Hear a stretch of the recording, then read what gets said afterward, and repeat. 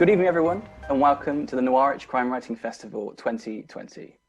The Noirwich Crime Writing Festival is a partnership between the National Centre for Writing and the University of East Anglia. A huge thank you to the Arts Council England and to this year's festival supporters, Dead Good Books and the Crime Vault, for making this event possible. My name is Nathan Ashman, and I'm a lecturer in crime writing at the University of East Anglia, and it is my great pleasure to have the opportunity to introduce tonight's very special speaker, the award-winning US author and screenwriter, Attica Locke. Attica is the author of 5 acclaimed novels, including Pleasantville, which won the 2016 Harper Lee Prize for Legal Fiction and was longlisted for the Bailey's Women's Prize for Fiction, Blackwater Rising, which was nominated for an Edgar Award, The Cutting Season, a national bestseller and winner of the Ernest J. Gaines Award for Literary Excellence, and Bluebird, Bluebird, a 2018 Edgar Award winner. She is also a television writer and producer, and most recently worked on Netflix's When They See Us, a portrayal of the 1990 wrongful conviction of 5 teenage boys from Harlem for a brutal attack in Central Park. She has also worked on an adaptation of Little Fires Everywhere for Amazon Prime. Connecting all of Attica's work to date is an insistence on laying bare the inequalities of power that lead both to violent crime and miscarriages of justice. From the mendacious and murderous petrochemical company in Blackwater Rising to the corrupt and broken local police force of Bluebird, Bluebird, her work is concerned with crimes that extend beyond the purview of the individual, interrogating the deeper fault lines and discriminations that define the past and the present of the American South. Attica's most recent novel, Heaven, My Home, is an expertly crafted thriller mystery, one that not only offers a sharp examination of race, violence, and belonging in Trump-era America, but that also ruthlessly explores the traumatized underhistories of power and prejudice on which a nation has been built. Indeed, in the UK, The Guardian described it as a propulsive and compelling novel, one that balances elegiac evocations of Texas with powerful meditations on displacement, reconciliation, and forgiveness. Today, Attica will speak to us about crime fiction's responsibility to truthfully reflect the societies that we live in, and the ways in which, through writing, we can challenge the institutional structures, be they governments, police forces, or universities, that allow prejudice, injustice, and violence to proliferate. I will hand over to Attica very, very shortly, but just a quick note to say that this event will be followed by a live Q&A with myself and Attica, so do stay around after the end of the lecture. So without further ado, please everyone give a big, albeit virtual, round of applause for Attica Locke. Thank you. Oh my word, I have to start with my absolute, total, and complete gratitude for being asked to share my thoughts about anything. I'm super flattered. And this is, I will admit, quite odd for me in a lot of ways. I don't normally, I'm not accustomed to sharing my thoughts outside of the pages of a book. I mean, I certainly mouth off on Twitter and I do so in interviews, but this whole experience is really asking something different of me. And it's asking me to, after 5 books, deeply kind of contemplate what I've set out to do in a way that has been unconscious in some ways. I think this has been a gift for me, for somebody to ask me to consider the scope of my work and its meaning and purpose. And forgive me for my eye line getting down. I've got lots of notes. But I want to say this. So what I've been asked to speak about is ostensibly to talk about crime writing and decolonization, which to my American ears, not that we don't have a history of colonizing, we certainly learned from the best of them. What I hear in that is a proposed subject matter to investigate crime fiction's ability to look at systems of power, to look at how crime stories and their characters do the work of kind of proposing change to systems of power or disrupting systems of power from within and without, if only by elucidating how these power systems work, kind of pulling back the veil on forms of hidden power. And for this lecture, I would like to focus on one particular area in which power is asserted, power is horse-traded, it's shielded, and sometimes where how and where power is hidden. And I want to talk about, this is going to sound strange, but go with me. I want to talk about real estate. Now, I'm somebody who, when people talk about my books, they bring up setting a lot. That setting is a huge part of my work and the worlds that I build. And what I want to extrapolate from that is to talk about land as power. because colonization obviously began with the amassing of land in foreign nations, the theft of land. And in my own country, this country's history began with decades of theft of land from Native Americans, for whom there was no even concept of the land being anything but God-given, until people started to attack and were willing to kill them for it. So wars have been fought throughout the world over land. And in my contemporary novels, of course, what often happens is that the tangible, bloody crimes at the center of the stories are almost always masking larger crimes about land use, land ownership, and the power that's bestowed by each. So yes, today I would like to talk about real estate. And I want to start by talking about how land use has been sitting in my psyche for decades without realizing it. So I have said many, many, many times, I come from a long line of Black Texans, that my family in Texas goes back generations all the way to slavery. I'm not sure how familiar a UK audience is with the concept of the Great Migration that happened in the 20th century, mostly in America, which was kind of like the largest migration of people within a nation's borders, certainly in American history.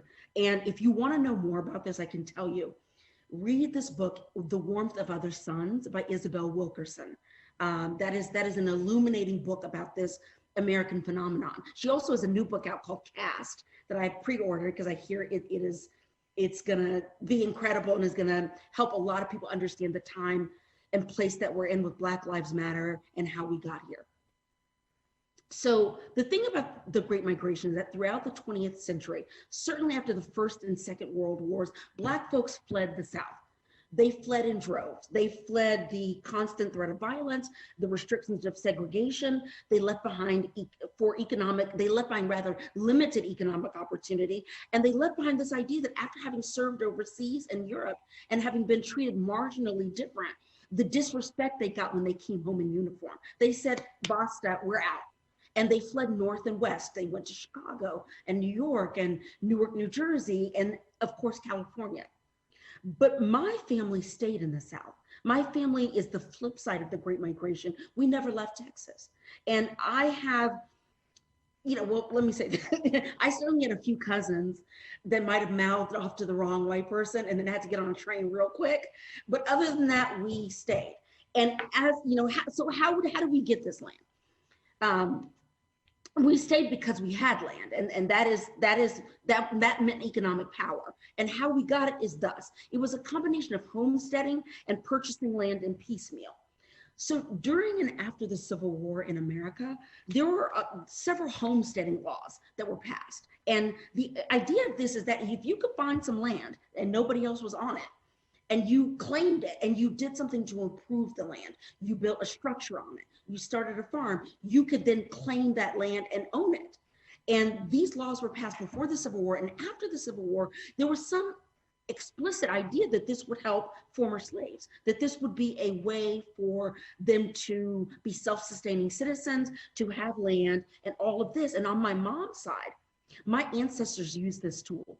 My ancestors, through homesteading, started a freedmen's community after the Civil War called Nigton. Now, Nigton, I actually dedicate my novel, Heaven My Home, to Nigton. It is a freedmen's community like Hopetown. And let me slow down and be clear, Nigton is exactly what you think it is. They called it Niggertown. That's what the white folks called it. But for us, it was a self-sustaining town that was built, that with a church and a school and Black businesses, and also Native American folks were very much a part of Nigton. And so for us, you could call it whatever you wanted. For us, it was a home for my people, and it was a way that we launched ourselves. I'm talking about generations of doctors, lawyers, educators, and politicians. For us, land offered the possibility of economic ascent. And on my dad's side, as far as we can trace on his mom's side, is land that was given to my great-grandfather in a way that was quietly helped along by some white ancestors who were not publicly claiming they had this Black relative in the mix, but they found a way to cleverly, at a great discount, find a way for my great-grandfather to acquire land. At which my sister, who is our family historian, she's the one who's begun to figure this stuff out. So my grandfather had this land and he couldn't afford to get a big farm where you had the house and all of the acres there. So he would go around San Jacinto County and get little plots. And so he might have to drive 10, 15 miles between plots to farm cotton and corn. So this is the history of my family. And things I had to be honest, I didn't really deeply think about until I was in my 30s. And I had enough of an understanding of Texas and Texas history and the current political climate in Texas that hurt my feelings, that I just was not proud of. And I kept trying to think, wait a second now, why did we never leave? And I remember I wrote about this for Texas Monthly magazine because they asked me to write an article about how to raise a Texan. And I was talking about my daughter and my history there. And I asked for that article. I asked my great aunt Altha, and I asked my grandmother Willie Jane, whom we call Precious. I asked her, why did you guys never leave? And what they both said is, well, Daddy had a little farm. And I'm going to read a little piece from Bluebird, where I write about having land, that Black folks didn't just up and leave that kind of wealth to start over somewhere foreign and cold. No, the Matthewses dug deeper into the soil, planting cotton and corn and the roots of a family that would be theirs alone, and not a pecuniary unit convertible to cash at will. They farmed hard and made enough to raise generations of men and women and send dozens of them to college and graduate school. They made a life that could rival what was possible in Chicago or Detroit or Gary, Indiana. They were not willing to cede an entire state to the hatred of a bunch of nut-scratching, tobacco-spitting crackers. Money allowed for that choice, sure it did, but money also demanded something of them, and the Matthewses were willing to give it. They built a colored school in Camilla, offered small business loans to colored folks when they could, and they dedicated their lives to public service, becoming teachers and country doctors and lawyers and agitators when the times called for it. What they were not going to be was run off. This passage is essentially my family's history. On both my mom's side and my dad's side, everybody comes from rural towns along Highway 59 in East Texas. And this, what I've just read, is the reason why we never left. And because of the ingenuity and hard work of my ancestors, I came into the world, if I'm being fair, with relative privilege. I come from landowning, educated people going back to Reconstruction.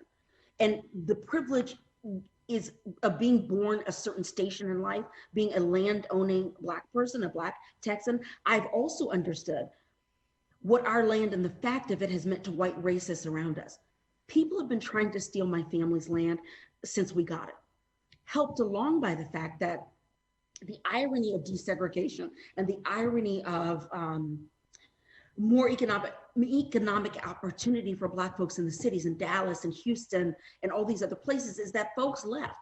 Folks had this land deep in the country, but they wanted a good job at a high rise in Houston or Dallas, and that land that belonged to our grandparents and great-grandparents just sat there, which allowed for local white folks to come in and steal it. Basically, when it was left sitting empty, when you couldn't keep an eye on it, basically you have people out there, this is my family's story. There are white folks out there who have forged documents, have forged signatures, who have moved property lines in their favor while we're trying to make a living in Houston. They've been doing this shit, and all local officials frequently will turn a blind eye.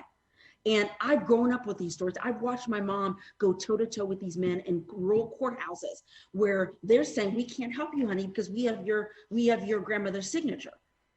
Or my grandmother, my mom's signature saying that she signed away a piece of land. My grandmother had a master's degree. She was a teacher.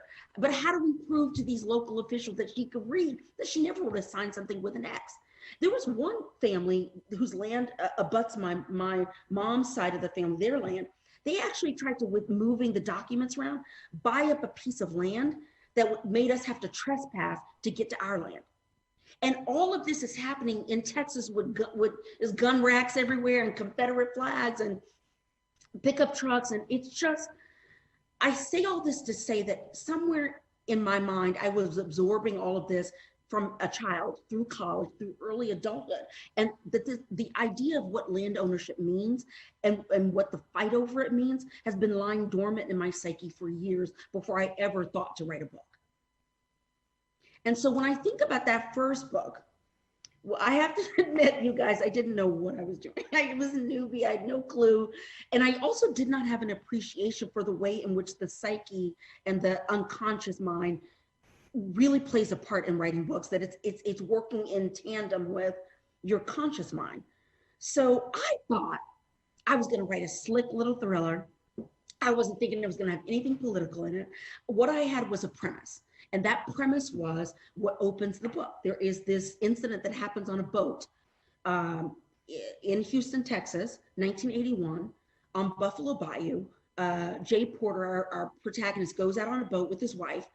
When they get into a dark backside of a bad neighborhood, they hear a woman screaming for help, and then they hear gunshots. This is actually based on an incident that happened to our family. I was on a boat with my dad and my stepmom and many other people, and we had this incident happen, and our reaction to it was, call the police. I don't know what the hell is going on. And we did. But I thought, I could take that premise and I could insert a small-time criminal defense attorney who doesn't have a lot of money, who used to be an activist, who has all these scars from being an activist, and I could just write a slick thriller. But the book I ended up writing was better than the one I intended to write, because I allowed my unconscious mind to lead me to something else. Because on its face, that crime that opens the story, this murder, it seems isolated, but over the course of that book, when you start to learn the other storyline in the book, there's a longshoreman strike. There's a threat that these oil and gas workers will walk out in solidarity, which means oil for all of the nation, because most of it came out of Texas, would be shut down. And we'd be back in the 70s with the long lines and all this kind of stuff. When Jay starts to realize that that thing is connected to the action in the opening pages, he starts to put something together. He's caught between these two stories, and the way that he figures out the biggest crime in the book, which is not the murder that opens the pages, is because of a fraudulent real estate deal. Let me back up for a second and say something else about what I was saying about land and Houston. So Houston in 1981 was the darling economy of the globe. It was untouchable. It was in the middle of an oil boom. People were moving there from all over. This is when you get the movie Urban Cowboy, and you get model Jerry Hall, and you get this Texas kind of culture, because it was just making money hand over fist, and it was growing too fast. It was growing so fast that it could not actually keep up with its growth and serve all of its citizens. In fact, I make a point that in the book, Jay lives in a predominantly Black neighborhood, which has sporadic trash pickup, to the point where there's an actual scene where he goes to take his trash out and it all kind of dumps down at his feet, because in a poor neighborhood, the city can't keep up. They don't have enough employees to pick up all the trash, but in rich neighborhoods and white neighborhoods, they hire their own private contractors to pick up their trash. So you're getting a picture of Houston as a place that puts growth in industry over how to best serve their citizens, how to improve their lives. And so that was always just a backdrop of the thing that I wanted to say. And even the fact that that initial crime on page 3 or whatever happens in a neighborhood called Fifth Ward, which is a Black neighborhood, which does not have a lot of resources, where somebody would not pay a ton of attention if a couple of gunshots went out in a single night. Somebody chose that to carry out a crime. And I wanted that to be a part of the story as well. The ways in which political and societal neglect frequently lead to criminality, the way that kind of plays a part. But getting back to this fraudulent land deal, and I'm sorry, you guys, there's gonna be some plot spoilers, but it's been out 11 years. I can't help you. It's been out. So what happens is the woman that Jay saves, the one who was screaming gunshots, when she gets saved, and Jay ultimately finds out she works for a fake real estate company that has no office. All they're doing is trying to very quickly buy up homes in a very particular neighborhood near a salt mine fast. And this is what ends up leading to the biggest crime of the book, is that when Jay follows that trail and realizes that why somebody's trying to scoop up all these homes really fast is because there's oil coming up in their backyards. That is revealing the bigger crime of the book, which is that an oil company has been illegally storing oil and hoarding it in a salt mine, which is a thing that is done in America. There's the Strategic Petroleum Reserve, the nation does it. But I was posing that this actual company, a corporation, is doing it so they can manipulate oil prices. All of that is discovered because one guy wouldn't sell his house. Like one guy says, this old guy, Erman Ainsley says, and I guess nobody would have figured any of this out if I'd sold. if I had sold my house, because he was a stubborn old man. And it allows Jay to ultimately take him on as a client. And you know that you go out of the book knowing that he's going to sue coal oil and is going to bring down the bigger crime. That, not that the loss of life at the beginning of the book is not important, but I frequently come back to the idea of street crimes masking bigger crimes. So when I think about my second book, The Cutting Season, which when I had second book syndrome and I was a new mom and I was terrified. But I will say that I don't think I've written anything that is more nakedly about land ownership and land use and the power they convey. I mean, the whole story starts because a dead body is is left on the wrong side of a property line. So that already sets it off. She's a migrant worker and she works for a big agricultural firm that works the sugarcane fields that surround this plantation, it's called the Bellevue Plantation. And in 2009, it's a historical tourism site. So, and I have to say this, they host weddings, they do tours for schools, they put on plays about antebellum life, and they have a gift shop. And I actually based this place on a real plantation called Oak Alley Plantation. And I invite anybody at any time to please Google an image of it. It is something to see. I went to a wedding there in 2004, and it was one of the oddest experiences of my life. I had never been on a plantation before. And in order to get there, we had to drive through, because it was about an hour outside of New Orleans. We had to drive through rural Black poverty in order to get to this plantation where these majestic columns just shot up along the Mississippi. And it was one of the most beautiful things I'd ever seen, which infuriated me. Because if you could draw a direct line from that plantation to all of the poverty we had just driven through. It was disturbing. And when we got there, when I finally stepped out of the car on the land, I burst into tears. I didn't understand, why am I here in a $300 dress and heels on a plantation? What is this? And why, in order to get to the main house where the wedding is, do I have to walk past a plaque which had the names of every slave and what they cost that had ever been on this plantation? The only thing that gave me peace was a sense of feeling like, okay, the bride and groom were actually an interracial couple. I'm in an interracial couple. My husband is white. The wedding was actually on our wedding anniversary, of all things. So I'm thinking, okay, I know what we're doing here. We are going to gather on this land that has represented racial violence and pain, and we are with love going to remake it, rethink it. I kept waiting all night for somebody to make a toast. Somebody say something about where we are. Nobody did, not even the Black relatives. And the bride's father was a minister. I literally never known a Black minister who couldn't find a microphone and say something at a wedding, ever. He didn't say anything. So it became clear that the couple had simply picked this place, not for any sense of its history, but simply because it was stunning. And that is part of its, that's part of its cunning, and that's part of how you obfuscate history, is that you cling to the beauty of it and you simply wipe out. And this novel is about the people who own the plantation, who own that land, get to tell history or not tell it. I want to read, again, Google this up, see the pictures, but I do want to read a little passage that kind of paints this thing about the tangle with the beauty and everything else, because I have to say that to write this novel, I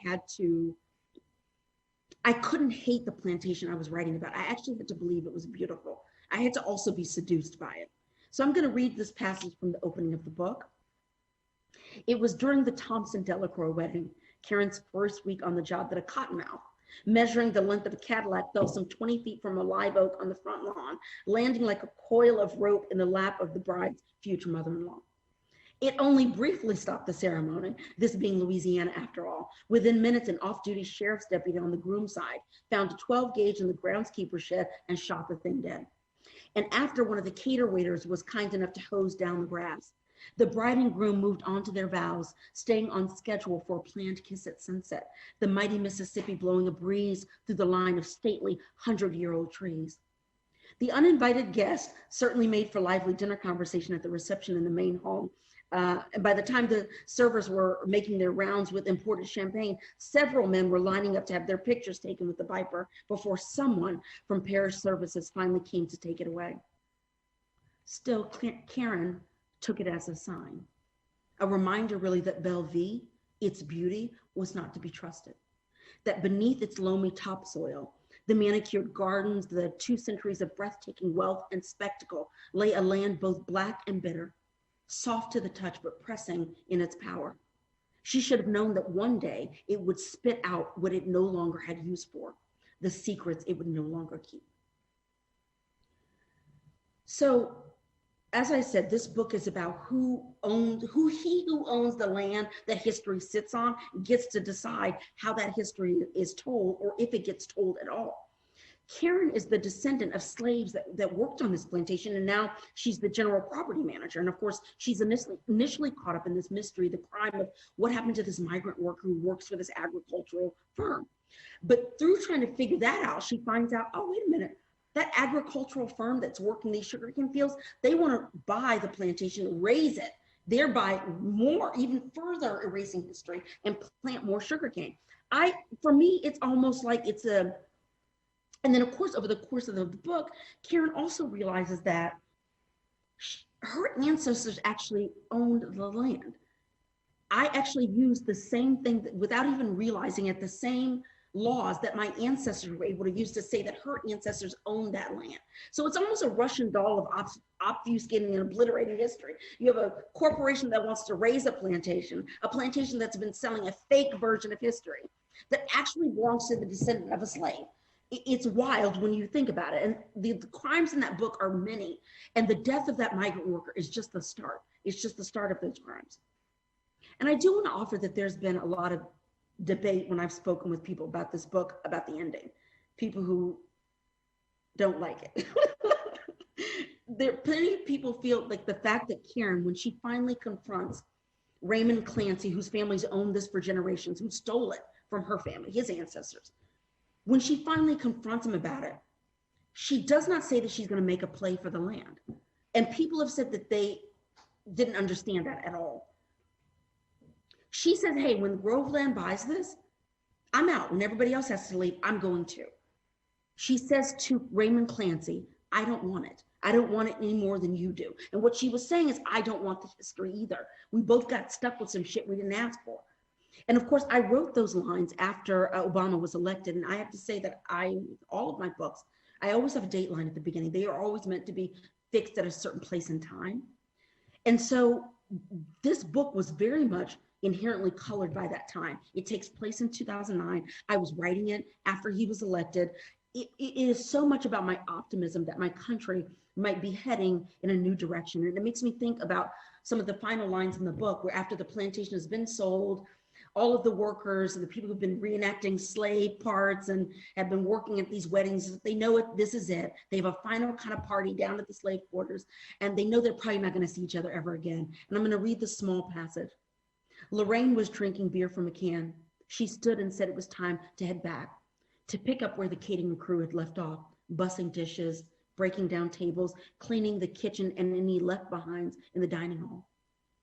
But as Lorraine started to her feet, Karen asked her to please sit down. Leave it, Lorraine, she said, her tongue light with champagne, her mood brighter than it had been in weeks, years even. Leave it just as it is. Those words were me as the author expressing a hope that we could leave the tangled and ugly, violent and messy past of slavery to walk into something new in the Obama era. And it hurts me every time I have to admit how wrong I was. But that's not what happened. But that was written out of my optimism. You mentioned my third book, Pleasantville, which is about real estate and voting rights. It's about real estate and voting rights and how they came together in one Houston neighborhood and actually changed Texas history. Pleasantville is a real place in Houston. I grew up there, didn't know about it. I only learned about it because my father ran for mayor. My father ran for mayor of Houston in 2009. And I could not understand why there were so many campaign events in this little neighborhood, which basically had seen better days as far as I was concerned. It was not that great looking, and it was mostly middle class, working class Black folks. I just didn't get it. Why was every candidate for mayor and congressperson and governor, why were they all doing rallies there? I didn't understand. And then I asked somebody the history and knew I was about to write a book, because the history of Pleasantville is fascinating. There were these two Jewish developers in 1949 who just came up with this idea that if we had a Levittown over here and we had a Shaker Heights, Ohio over here, why couldn't we have a planned community for Black folks with money? This was a dream that they had, that they created. And so all of a sudden you had thousands of Black folks who had money. I mean, insurance was a big game for Black folks in segregation, but you know, they were bankers and lawyers and everything, and they had money, and they were buying these beautiful homes, and they were educated, and they were engaged. If you put them all in one place, you know what happens? You create a new voting precinct that is concentrated Black voting power. I don't know that those two developers were thinking about this, but that's what happened. And I actually opened that book with the epigraph that from the Houston Chronicle, it's a true quote, that every politician worth his salt knows the road to elected office passes through Pleasantville. You can't quite get elected in Houston without capturing that voting precinct. It's known for its political power, and it's always being courted. And the Pleasantville in that book, which takes place in 1996, was at a crossroads, was against the ropes, so to speak, which is another thing about land ownership and use. So it was built to sit among prairie land. It was just beautiful before. And but Jay, when he drives up into Pleasantville in the early pages of the book, there's a short quote. There's a way that he describes a tiny little patch of woods that is, I'm telling you, to find any patch of land in Houston that doesn't have some piece of industry on it is a shock. If Houston thought it could get 6 jobs out of this square 8 centimeter of land, they would build something on it. Like, it's just, that's the culture of the city, which raised me, I have to say. Anyway, Jay's, the narrator is saying about this patch of land, it's a rare block of undeveloped land in a city that wears its disdain for proper zoning as a badge. Its belief in industrial growth as democracy's birthright penciled in just behind the pursuit of happiness. Pleasantville in particular had become surrounded by industry over the last 20 years, ever since the 610 freeway was built against the residents' strident opposition. This is true of Pleasantville itself, that over the years, all of that prairie, I keep gesturing down here, nobody can see it. Over the years, all around Pleasantville, there were chemical plants and all kinds of things that got built around it on that prairie land. And some of it was with the residents' opposition. Once they lost the fight to have a freeway cut their neighborhood in half, they lost a lot of battles about this kind of stuff. But I have to also admit, they fell victim to the siren seduction of industry like anybody else. That is the culture of the city in which I was raised, which is industry first, people second. And so they got surrounded by chemical plants. And in 1995, the year before this book takes place, there was a humongous chemical explosion at a plant that burned down a good part of the neighborhood. And that was the beginning of the decline of Pleasantville. People started to leave. It was just terrible. And in my book, in the fiction, I have Jay Porter as their lawyer, that he's trying to put together a class action lawsuit against this company. And that is the reason why he gets drawn into a mayor's race that's going on, because there is a Pleasantville native running for mayor. And 2 things open the book. There's a girl who goes missing on the night of the election. She actually works for the other candidate, not the person from Pleasantville. And Jay Porter's office gets broken into same night. And these 2 are ultimately connected, because what that book is really about, even though it seems like it's about this missing girl, it's actually, when Jay digs into it, it's actually about a plot to completely reimagine how people campaign in America, how elections are won. So in America, it's all done by maps. It's done by, you look at precinct maps and you decide in American parlance, they're red or they're blue, they're Republican or they're Democrat. And the way that elections have been run is you are running for whatever, and you look at a map and you write off this neighborhood because they're Republican and I'm a Democrat. I'm not going to bother campaigning there. Or you look and say, I'm Republican and this neighborhood is blue, I'm not going to bother campaigning there. However, what Jay discovers is that somebody is trying to use the mayor's race in Houston as a test case for breaking this system up. For instead of writing off neighborhoods, you go in surgically into a neighborhood armed with information about every single resident, every single house, and you pull out the votes that you can use for yourself. And it destabilizes a voting bloc. I could not have written this book had I not read Victory Lab by Sasha Eisenberg. I learned about this from reading that book, and the fact that this was something that was in play ahead of George W. Bush's election in 2000. And what Jay figures out in that book is that that's what somebody is trying to do. They're actually trying to do a test case for how they'll run this shit in 2000. And in fact, Charlie Luckman, one of the characters, says the way, about 1996, he says, the way elections are run, it's all changing. It's not precinct by precinct anymore, not for the ones who want to win. Because 4 years from now, it's all going to come down to a handful of votes, which is exactly what happened in 2000. So Pleasantville looks at real estate through the eyes of political power, and also how, in particular, Black voting power can be manipulated and diluted. And that is the real crime of the novel. And it's something that interests me, obviously, because my country's still dealing with it. We're still dealing with efforts to erode Black voting rights by redrawing district lines, by on campaign maps, putting fewer polling places in Black neighborhoods. This is a story where real estate becomes a political destiny, that if I live in a certain place, I can be targeted and my voting power be diluted. My fourth book. My fourth book, Bluebird, kind of brings me back to where I started, because it's so deeply rooted in my Texas history and my Texas roots, and where my interest in land as a vehicle for telling stories about criminality kind of got started. In that book, there are these two back-to-back murders that take place in a tiny little town of Lark, a town that was actually itself once a plantation. It was owned by the ancestors of a character named Wallace Jefferson. And a parcel of that land had once been given to Geneva Sweet, a Black woman who opened a cafe along Highway 59 that was initially set up so that Black travelers on Highway 59 in East Texas, who had nowhere else they could stop or eat during segregation, they could stop there.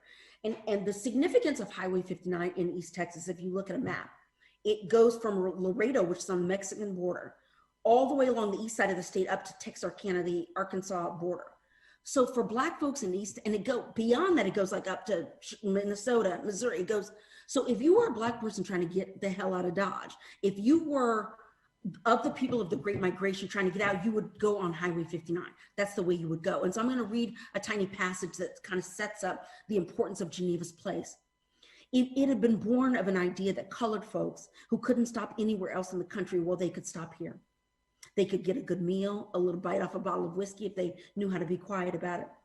That you could get your hair cleaned and up before you made it to family up north, or to the job you hoped would still be there by the time you got on the other side of Arkansas, because there was no point in going if you weren't going to get way the hell past Arkansas.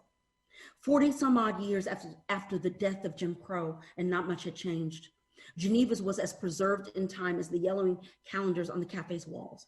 She was a constant along a highway that was forever carrying people past her. And that was probably me trying to talk about the stasis of my family staying in one place as many other Black Texans left and went up the highway. And in fact, Geneva's, it only exists because of the moral crime of segregation. And her cafe is based on one that my great-grandmother had in Corrigan, Texas. It was also on 59. It was also a place where Black folks knew how to stop, because, you know, to the degree that a UK audience is familiar with the difficulty of traveling and traversing when you can't stop to pee or eat or sleep. That's the reason for the Green Book. And of course, there was a movie, The Green Book. We'll leave that. We'll just leave that. But the point is, there was an actual Green Book that let people know where they could stop, and it would. And my great grandmother's cafe was one of these places where people could go. They knew they would be respected and they would be safe. In Lark, so I said Geneva's exists because of the moral crimes of segregation. Lark exists because of the moral crime of slavery, because it was a plantation. And then the roots of that history run so deep that the town is still on its surface quite segregated, but it's actually entangled emotionally and genetically. That never gets really deeply exposed. And when you get deep into the case, what you find out is, of these two murders, that the motive for the first one is connected to the motive of the first one, which led to the second murder. The motive is land.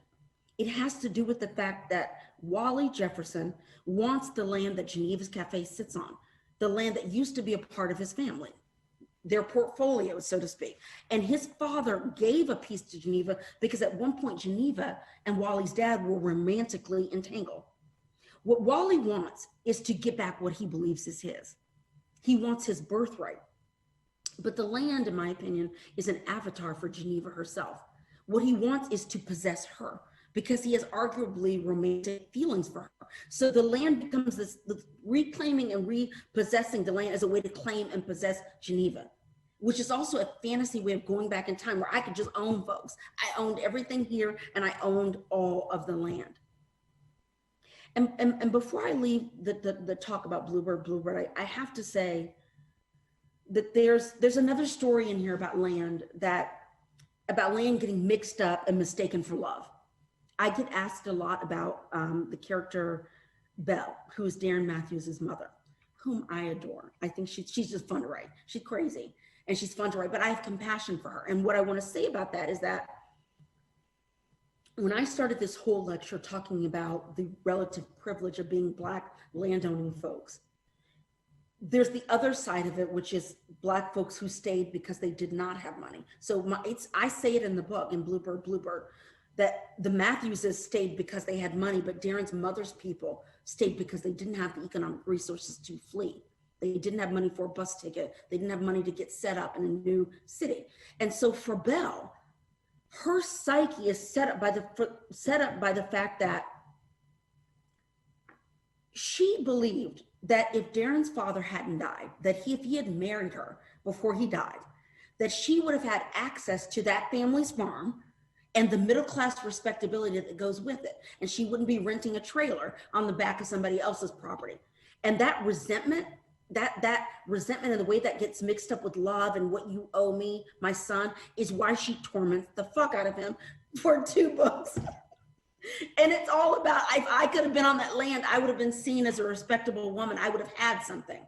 And so I just say that to say that I frequently talk about crime fiction as being, in addition to everything I'm saying here, it being about the illusion of scarcity, that it has the ability to lay bare the sickness in the idea that there's not enough, that there's not enough land, there's not enough love, there's not enough food, there's not enough money.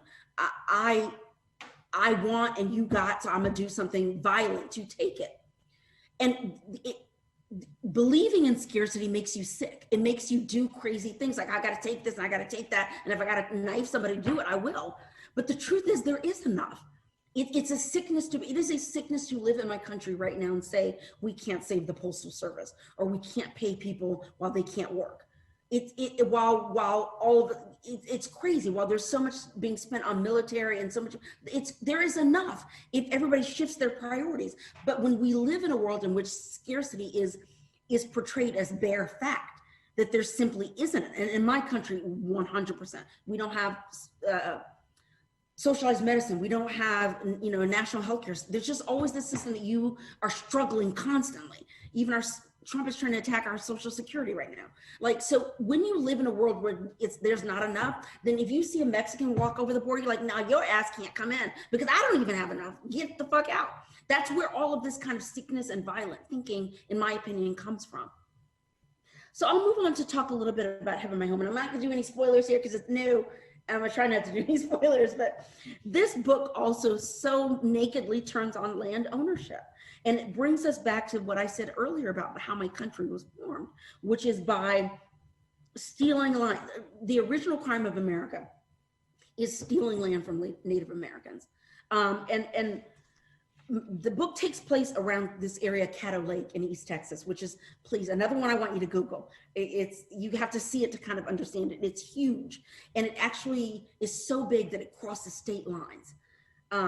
It's just magnificent and crazy. And so the book takes place around Caddo Lake in a real town, the real town of Jefferson, which is another place that a lot of its industry is built around replaying the past and rewriting the past. And also the fictitious town of Hopetown, which I, was modeled on Nickton and of course dedicated Heaven My Home to Nickton. So it's a freedmen's community out there that's on its last legs. It's down to one black man and a few Caddo Indians. And here's the thing you really have to understand, that Texas was named by Caddo Indians. The Caddo word for friend, ally, is Texas, which became Tejas, which became Texas. If there is anybody who can lay claim to Texas, it is them. It is them and the other Native American tribes that were here long before anybody else was. But of course, Texas's history is rife with wars and battles and whose land is whose. Mexico was in it, Spain was in it, France tried to get in it, and then ultimately white Americans and European descendants tried to lay claim to it too. But in my opinion, the state's soul belongs to Native Americans. I do want to read from a particular passage about the land and the lake itself that speaks to the breadth of its history. Because when you go deep into Caddo Lake, you go to a place beyond time. You can't even hear anything in there because there's all this Spanish moss on the trees that actually sucks up the sound. So it's like you are riding through prehistoric times. So this is Darren Matthews and people riding through a cypress tree forest. It was raw beauty, floating through a forest of trees older than time itself. Trees that seemed to stand sentinel against outsiders, against any man or woman who didn't respect the lake's history, who didn't respect or understand what had been here before any of them on that boat had been born, before America was even an idea, before Mexico and Spain had a piece of it, before the French tried it too, and before Texas was more than a word of kindness on a Caddo's lips. Texas. In that novel, I love it so much. Sorry, I'm having a moment. I just remember how hard it was to write it and what it was to research it and go out on Caddo Lake with my dad, who did it because I was scared to be out there by myself. In the novel, there is the story of a boy who goes missing is actually masking a bigger fight over land, the land on which Hopetown sits. And part of the problem starts with the fact that this little kid who's named Levi King is the son of white supremacists who are squatting on Hopetown.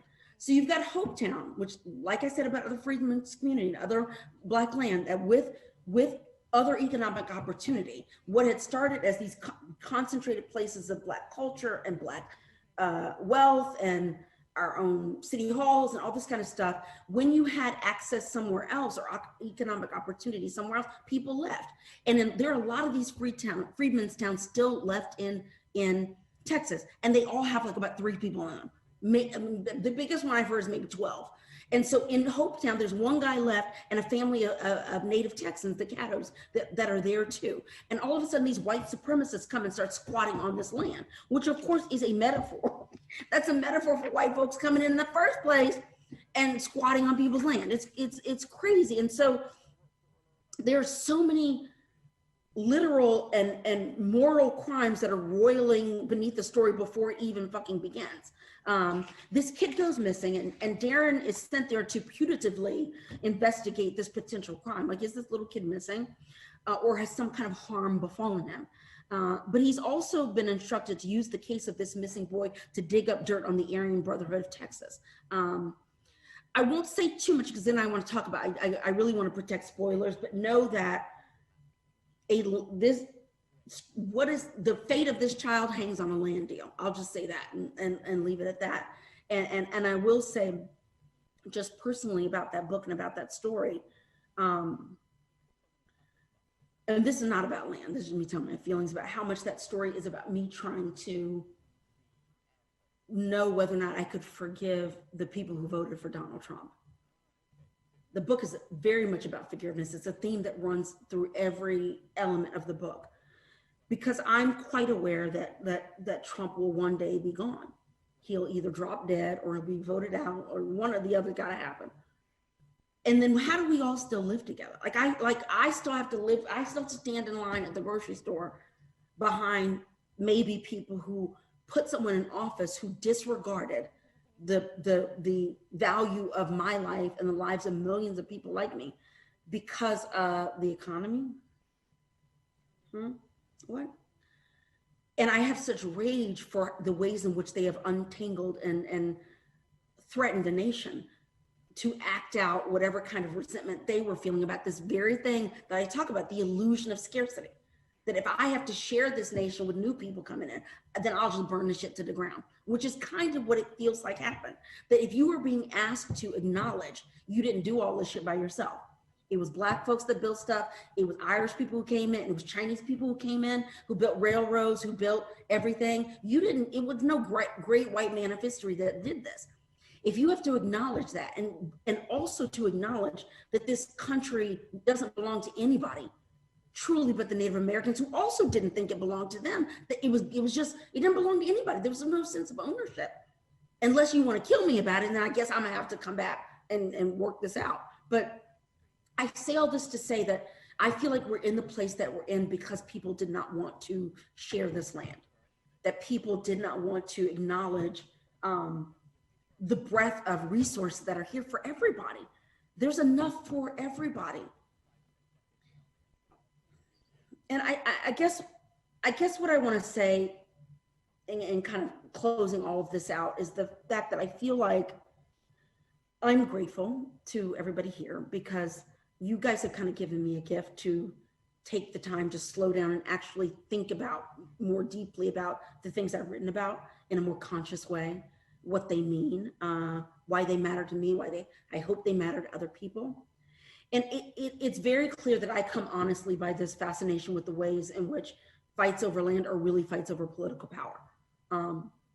It wasn't probably until deep into my fourth book that I figured that out, or even maybe then when you asked me to write this lecture that I figured out, oh, a lot of the stuff I come back to real estate over and over and over again. And I always kind of start with this bigger crime that's masking something, or rather I start with the small street crime that's masking something bigger. And in my opinion, this is where we go wrong in the ways in which we discourse and dialogue about street crime.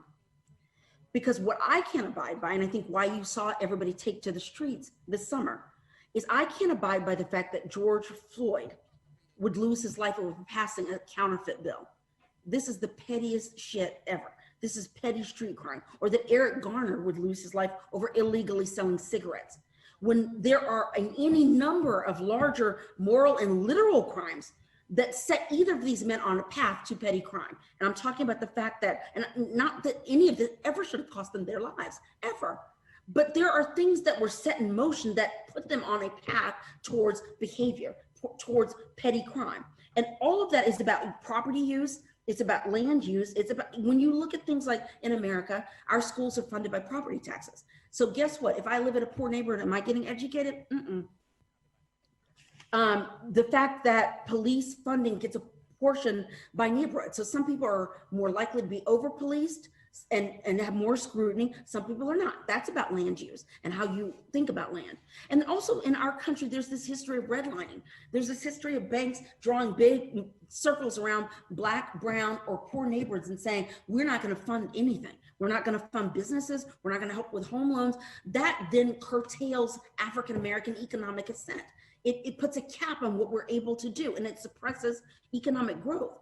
We are always so quick to bring down the hammer on street crime, which frankly is 99% of the time people scratching out of survival. They're just trying to fucking live. While larger corporate and political criminals get away with murder. And I mean that both figuratively and literally. And for all of this, my hope is that what I leave you guys with, what I think about every time I sit down to write a book is this: always, always look for the crime behind the crime. Thank you so much, Attica. That was absolutely fantastic. It was a real pleasure and absolutely fascinating to hear you speak about all your novels and particularly this aspect of land grabbing and ownership. It was really fascinating. And I have read Attica's latest novel and it's absolutely fantastic. So do please go out and get a copy. It's great. So just to remind everyone that we will be going into a live Q&A now, so do stick around and we'll have some questions with Attica. Great. Thank you so much again, Attica. That was fantastic. Yeah, thank you guys so much. Thank you. Okay. Good evening, everyone, and welcome again to Noirwich 2020. I just want to start by saying a huge thank you once again to Attica for delivering such a thought-provoking and engaging lecture. I'm delighted that she's joining us now for this live Q&A. So for those of you at home, if you would like to ask a question to Attica, then log into your YouTube account, pop a question underneath the video in the comments section, and I'll try and work through as many as I can in the next 30 minutes or so. So, as mentioned in her talk, Attica's latest novel is Heaven is My Home, the second novel to feature Texas Ranger Darren Matthews. And first of all, I mean, congratulations, what a great novel. It really kind of stuck with me afterwards, and I was thinking about it for ages after. And it's a story that starts with a kidnapping and ends up being about so much more. It's this kind of small crime concealing the kind of bigger crimes, like you mentioned in your talk. You know, we think it's a kidnapping, then it ends up being corruption, greed, environmental racism, all of these things. So I guess the first thing I wanted to ask you was what brought you to this particular story? What was it about this story that you felt that you needed to tell? Well, it started for me with place, which happens for me a lot, the setting. When I knew I wanted to do this book series of stories along Highway 59, Caddo Lake was like it was like top 3 places I had to write about, because and I encourage people to look up images of it. It's so evocative and so specific and interesting, and the history. And so I knew I wanted to write about that place. The other stuff, I think, I knew I wanted to include the native Texans, the native Indians, and I knew I wanted to write about a freedmen's community. But I have to say that I was very unconscious during a lot of coming up with the story. And it was only after the book came out that I realized where that little boy came from. My daughter, so I live in Southern California. It is noon here. The sky looks terrible because of the fires here. And when my daughter was about 10, I'm trying to get the time right, it was around Trump's election. She goes to a very Southern California, hippy dippy, you know, we're all buddies, we are all politically left kind of school. And I thought that she was insulated from certain things until a young white kid at the school, this is like 5th or 6th grade, called a Black student the N-word. And I was stunned that this was happening in California in 2015. What is going on? And it was a wound for me in a lot of ways. And we talked about it at the dinner table lots, my husband, my daughter, and I. Because what happened is that my daughter was willing to forgive this kid in a way that I was not. She said, I feel sorry for him. I don't know what's going on there, but something's up. Whereas I was like, excuse my language, fuck that kid and fuck that kid's family. I don't have anything to do with these people. But then over time, I started to realize that it didn't feel good to me to be an adult holding a child to an absolute standard, and that I was projecting onto this child the way I had felt at 10 when I got called that word, and the way that, for me, there was violence associated with it. I actually at around that age was called that word by a friend and shot with a BB gun. And all of this was roiling in my heart. And so I was holding it against this kid. And so the theme of forgiveness in the book, and this question about, can you look to the next generation to fix where we are? That kid embodied all that. Levi King embodied, like, can we find him and save him? Became, can we stop perpetuating racial thought and racial violence? That's really where it came from. And I didn't know any of this until I finished the book. I didn't realize it. That's, my unconscious mind is a better writer than my conscious mind. And this boy, this Levi King, you know, he's the son of an incarcerated white supremacist. And at one point in the text, Darren says of Levi, quote, his life was a precarious one, like a toy ball tottering on a wire fence. It could go either way. And I wanted to ask you to what extent Levi becomes symbolic also of a nation at large, of a country at crossroads in the wake of the election of Trump. You're going to make me start crying. Sorry. No, because you're right. And we are at a, I don't actually have words to express how frightened I am, how much we are living presently in a constitutional crisis in America. The President of the United States has his Justice Department representing him in a rape case. What? It's over. I mean, it's crickets for America. It's done for us. If we don't fix this shit soon, this has all been smoke and mirrors, and it's all going to go away. So I am terrified about what's coming for us, because that is an apt way of thinking about it. And I hadn't thought about it before, but I'm really hoping, I think when I look back on these Darren Matthews books, they are going to always be representative of the Trump era. I did not mean it to be that way. I never thought he would get elected, first of all, but they're a snapshot of a moment in time. And so I think what you're saying is quite true. There being some kind of hopefulness in here that we can get out of this.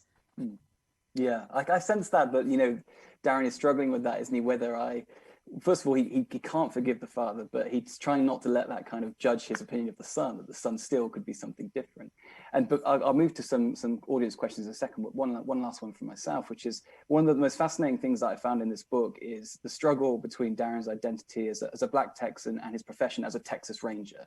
In other words, here we have this proud Texas Ranger, one who seems to believe in the value of law enforcement, but at the same time is continually hamstrung by the prejudicial ideologies of the institution that he's proud to represent. And the impact that this has on Darren over the text, was this something that you were always interested in exploring between law enforcement and his racial identity?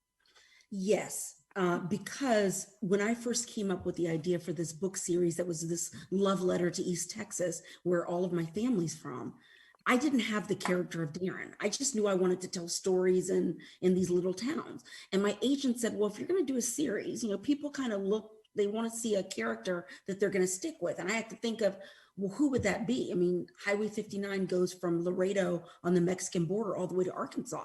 Who moves that much? Like, is it a lawyer? Is it a PI? And then, of course, obviously, it was a ranger. That's their job is literally to range. So when I knew I had to write a cop, I had to go to a place within myself to figure out how to do that. And I read a book called Ghetto Side by Joe Leovi, and that had a big impact on me. And because there's a Black cop in that book, and that book predates language like Black Lives Matter, but that's essentially what he's saying. He is saying that I police in the Black neighborhood where I live, so that when crimes against Black people happen, I'm there to make sure somebody gets caught and somebody gets prosecuted. And so that, that was always there. And also the split in Darren's psyche that's represented by his twin uncles. Once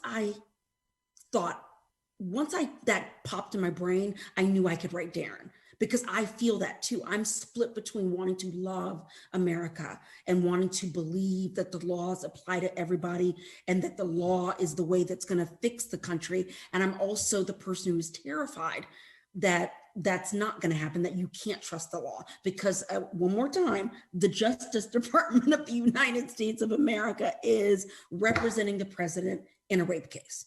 Yeah, absolutely. And then, it's actually, I was just thinking about a section in the book actually where he realizes that it's the fight, that the nobility is in the fight, and that this kind of police aspect of him comes through in the end over law, because it's the fight that's in him.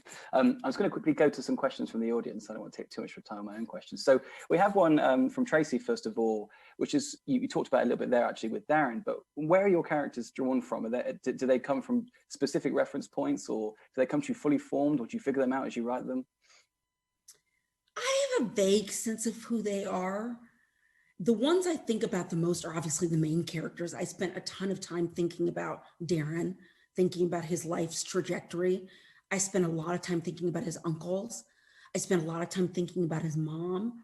But then something happens where when you get into the writing itself, Jane Smiley, the Pulitzer Prize winning writer, in her book, 13 Ways of Looking at the Novel, talks about the fact that writing is writing, not planning, that you can have an idea of who these people are going to be. But once I sit and write, an example I'll give to you is that I kind of knew Darren's mother, but the second my fingers, I got to do it up here because you can't see it down here.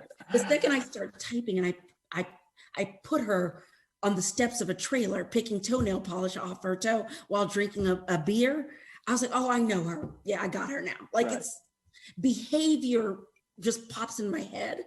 Mm-hmm. And for the tertiary characters, they come out the most fully formed in the writing itself.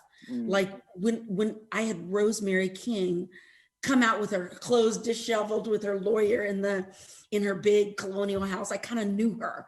And so for me, I find them through their behavior, but I don't know how to explain how the behavior pops into my head. I don't know, other than the unconscious is a beautiful thing and I owe it everything.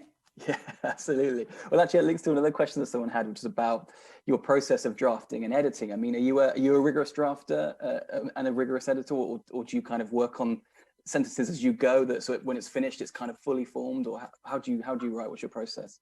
I have a analogy that I use a lot, which is writing being like carpentry, meaning if I were going to build a table, I would not try to decorate it and make it look pretty if it only had 3 legs, because it won't stand up.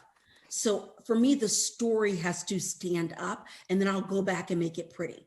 The only times that I go back are when something occurs to me that alters the story. And then I literally will circle back to page 1 and thread in this new thing I need to thread in. But for me, I don't worry so much about lyrical perfection or any kind of perfection until it stands up by itself. Sure. And then I can kind of get in there. But I do a lot of circling back. So the scaffolding has to be there before you can kind of very much so. And in fact, if there's something wrong with the scaffolding, I can't go forward. Sure. I have to go back. Mm-hmm. Great. We want to hear from Nicole Barbosa, who says, "Hello, my fellow Texan." Oh, Nicole! Nicole and I have a little love affair. She says, "Your beautiful book, Bluebird, Bluebird, takes its name from a John Lee Hooker song. When you sit down to write, how much does music inspire and move you?" Tremendously.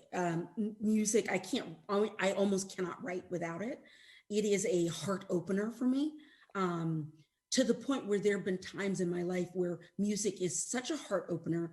When I lost somebody very dear in my life once, I could not listen to music for 6 months at all. I could not hear any music because it would just make me weep and collapse. So whenever I start working, I create a playlist for every book, and I pick songs that feel that they're just going to get me where I think I need to go. And they all sound a little bit different. There's overlap. And what happens is it becomes Pavlovian.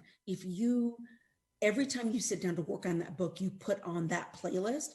What starts to happen is once the playlist comes on, you kind of are halfway there. Like you got to kind of get into it faster. Even to the point where if there's a song on my playlist and my husband plays it like while we're eating dinner, I'm like, turn it off. I can't. That's work music. Like I can't take it. But music is a huge part of my life. Blues is a huge part of my life. There's just something about its truth telling, its sly humor, its bone weariness, and sometimes it's hope that I so love about that art form. And it can, a reference to a song in a novel can speak for itself so much, can't it? What you're trying to say through a reference to a song or through music, and that really does have a central place in Bluebird, Bluebird, doesn't it? You have the musician who abandons his dreams to set up with in that roadside bar. It's great. Okay, we'll go to a question here from Nina. Hello, mighty Attica. How do you use your writing to reclaim land and identity for the dispossessed? And why do you think it's more urgent than ever to reframe the narrative of land in America? Well, number one, I don't, it's hard to see myself as an activist or any, I mean, I'm trying to write good stories that also make people think. And that's the best I think I have to offer. I think the best thing that my work could ever do would be to shine a light on the ways that people are committing crimes in broad daylight, and the ways in which, in particular, and again, I never even thought about this till you guys asked me to write a lecture. And so I was like, I don't have any idea what I'm going to talk about, no clue. And then it kind of came to me that there's this through line in what I do around land, because it is a lot of the ways in which people get screwed.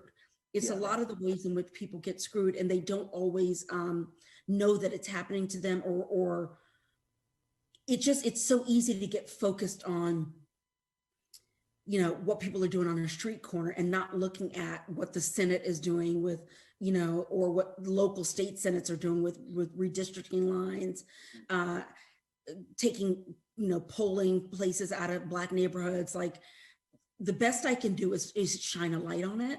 And obviously as a citizen, do my part to vote, to during this election, people are sending postcards to citizens all over the country because, I live in such a left state that is politically progressive. For me to make a difference, I really have to reach out to people in other swing states or whatever. So I feel like I'm not answering the question. No, I don't think definitely. myself is that powerful, frankly.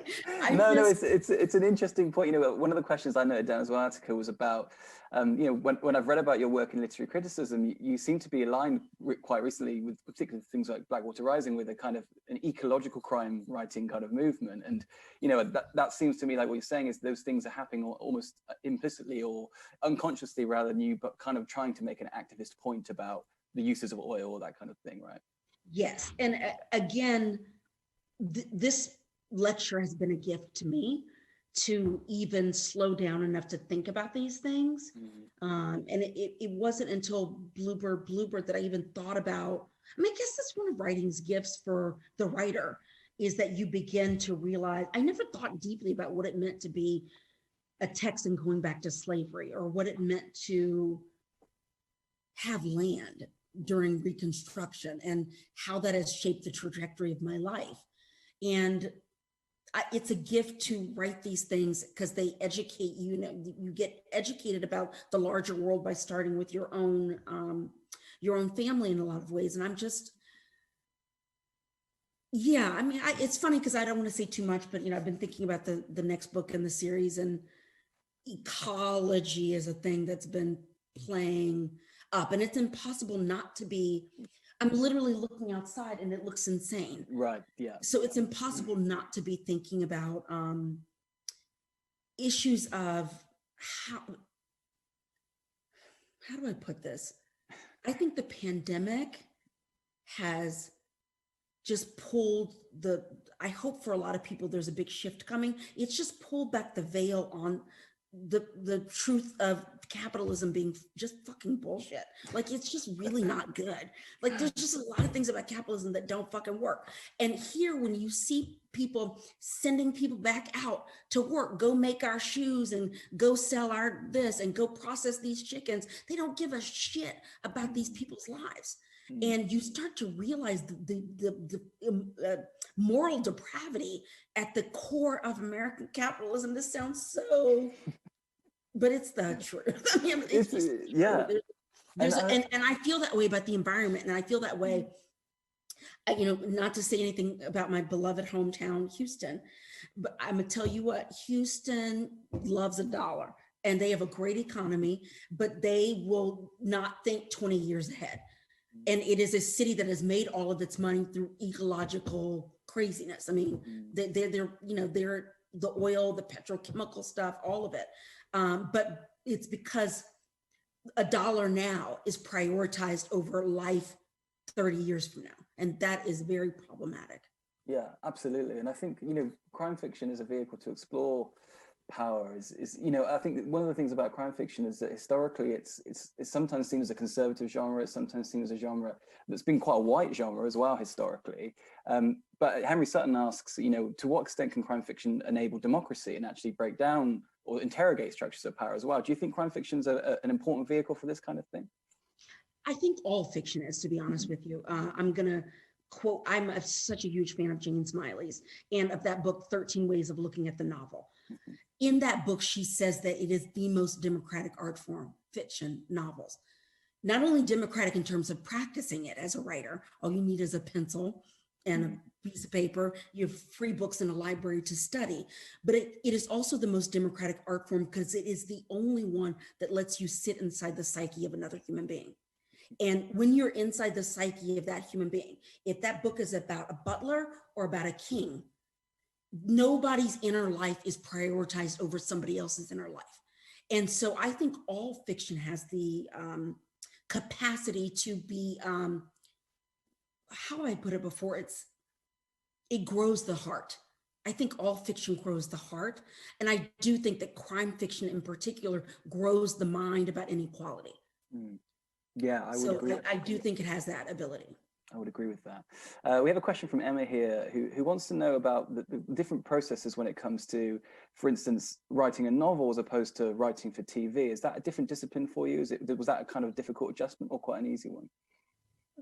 It's an easy adjustment in the sense that they're so different that you could never mix them up. When you write television, you gather with a team to do it. You don't really do it on your own.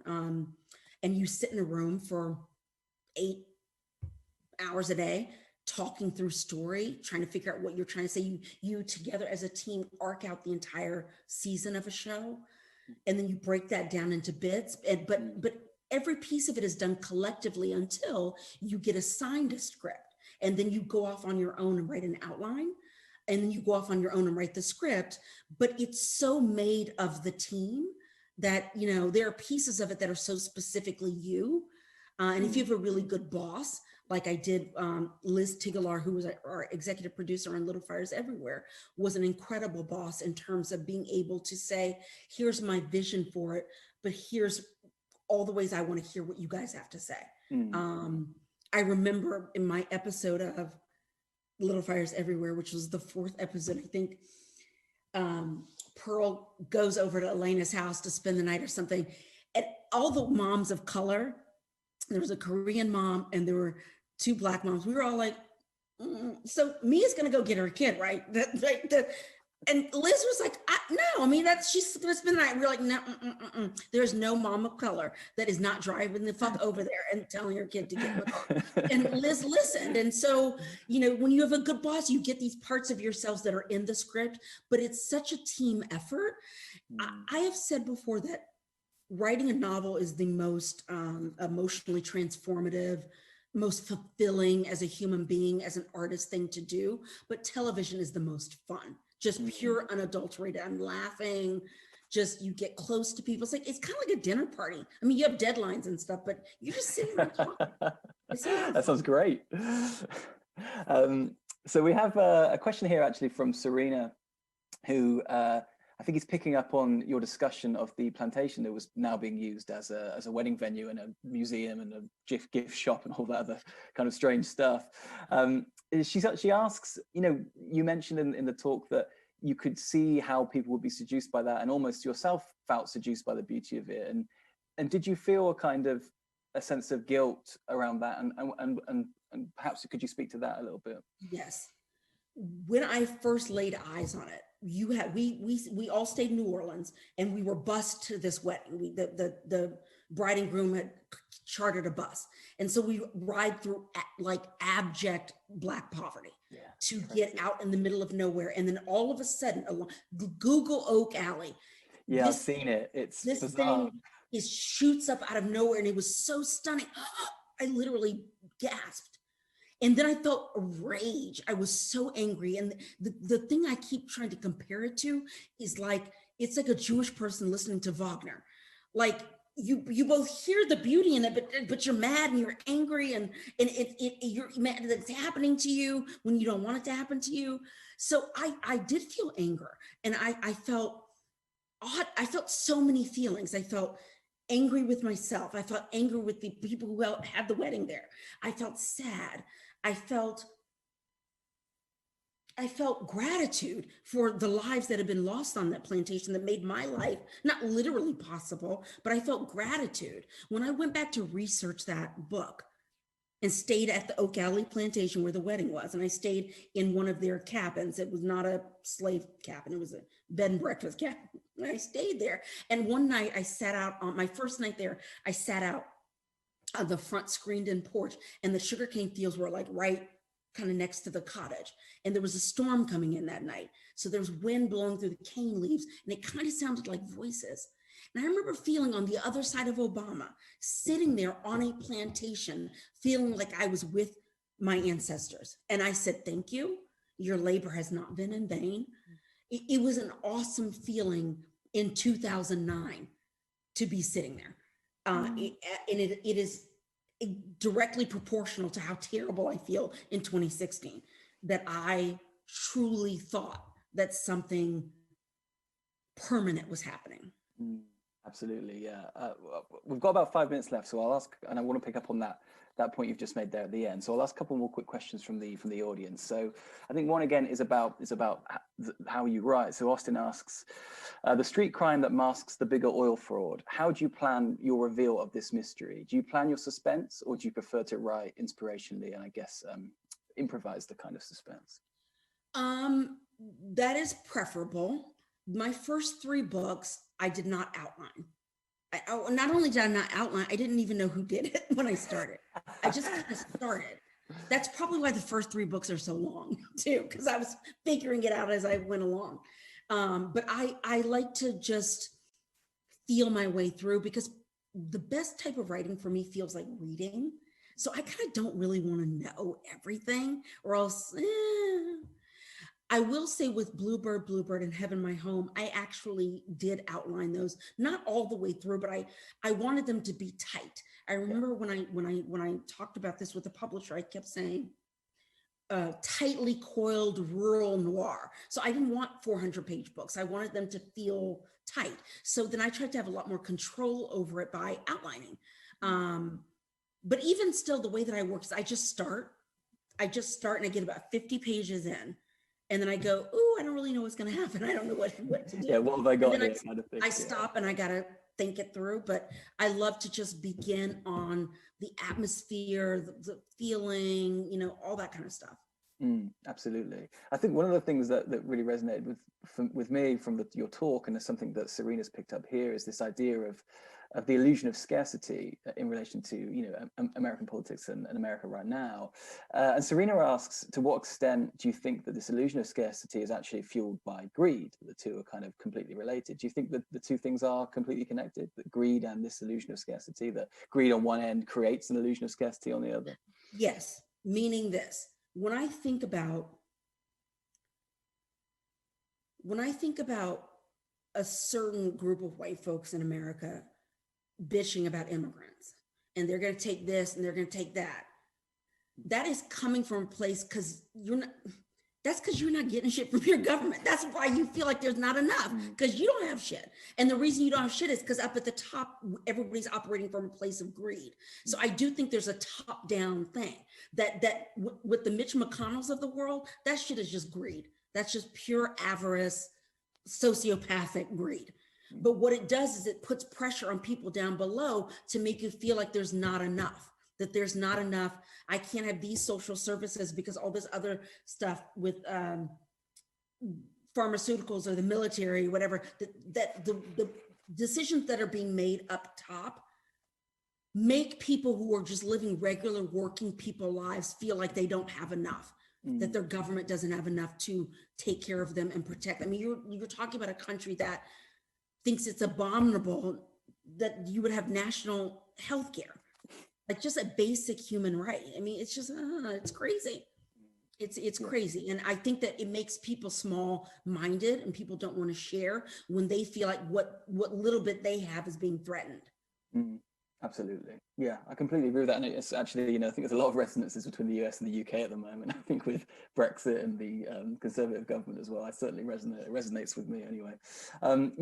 We're running out of time, but I did want to ask you one last question, which you mentioned just then, and actually you mentioned in your lecture that Pleasantville to some extent was a reflection of the optimism born out of the Obama administration.